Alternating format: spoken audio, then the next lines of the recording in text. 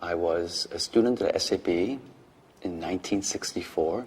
I'm dating myself here now, but 1964, when there were very few, young men taking ballet. At one point when I was 16, going on 17, Jerome Robbins saw me at the school and asked Balanchine actually if he could use me for Watermill. Mr. Robbins told me the story. He said he went to Balanchine and said, Mr. B, is it okay if I use Jean-Pierre? And Mr. B said, yes, absolutely, because he's family.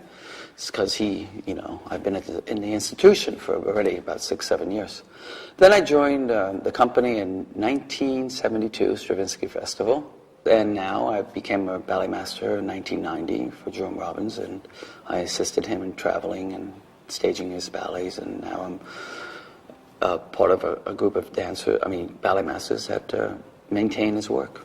For Robbins' vocabulary, I don't think it's vocabulary, from my opinion. I find it's human nature. He takes things from outside that you see in the street, or what he experiences when he travels, and the aspect of people in a village, a community, and he always creates some sort of a story, even though if it's abstract, a sense of you're looking at something very theatrical and that the audience is looking through a keyhole.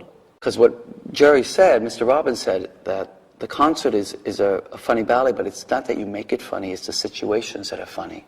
You see all these characters at the theater coming to the ballet or going to the opera or going to a concert.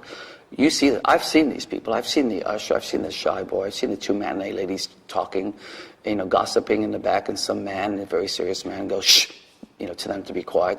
Some people thought Mr. Robbins was difficult, and I felt it had to do really with their own work ethic. I think Mr. Robbins actually very much worked very hard on his craft. He would do a lot of research before he would choreograph, and he wanted the dancers to come in that studio because it was his time to work, for them to be fully prepared. You have to actually come into the studio, leave your ego outside the door, and just trust him. And usually mostly he was always right, because of his theatricality and his eye.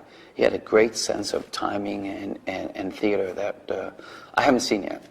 But for me, it's about community. And to this day, the dancers now, this generation, even though Mr. Robbins is not here, feel the same way.